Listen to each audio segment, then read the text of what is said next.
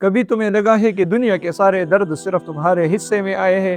ایک پل کے لیے اپنی نظر اپنے گھر سے باہر نکالو۔ کسی کے پاس صحت نہیں، کسی کے پاس سکون نہیں، کسی پر قرضہ ہے اور کسی کے اپنے اس سے بچھڑ چکے ہیں۔ تم اکیلے نہیں ہو، اور کبھی کبھی دوسروں کا درد دیکھنا اپنے درد کو سہنے کی ہمت دے دیتا ہے۔ کتنے ہی لوگ ایسے ہیں جو مختلف بیماریوں میں مبتلا ہے، سالوں سے بستر پر صرف کروٹیں بدلتے ہیں اور اٹھ کر چلنا بھی ان کے لیے خواب بن چکا ہے۔ کتنے ہی لوگ جیلوں میں قید ہیں، باہر کی کھلی دنیا کے لیے ترستے ہیں۔ کتنے ہی لوگ قرضوں میں ڈوبے ہوئے ہیں، مصیبتوں کی چکی میں پسے جا رہے ہیں۔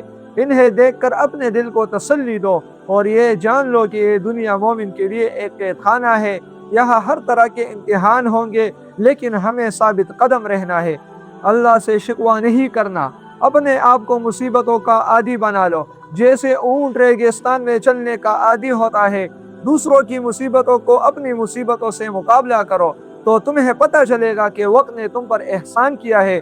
تمہیں تو بہت کم تکلیف پہنچی ہے، بس صبر کرو تاکہ اجر ملے۔ ذرا رسول اللہ صلی اللہ علیہ وسلم اور صحابہ کو اپنے سامنے رکھو، کتنی مشکلات ان کے سامنے آئی، کئی شہید ہو گئے۔ خود نبی کریم صلی اللہ علیہ وسلم نے بھوک کی وجہ سے اپنے پیٹ پر پتھر باندھے۔ حضرت ابراہیم علیہ السلام کو آگ میں ڈالا گیا۔ حضرت عمر اور حضرت عثمان رضی اللہ تعالی عنہما کو بھی ایسی آزمائشوں سے گزرنا پڑا جو انسانی سوچ سے باہر ہے۔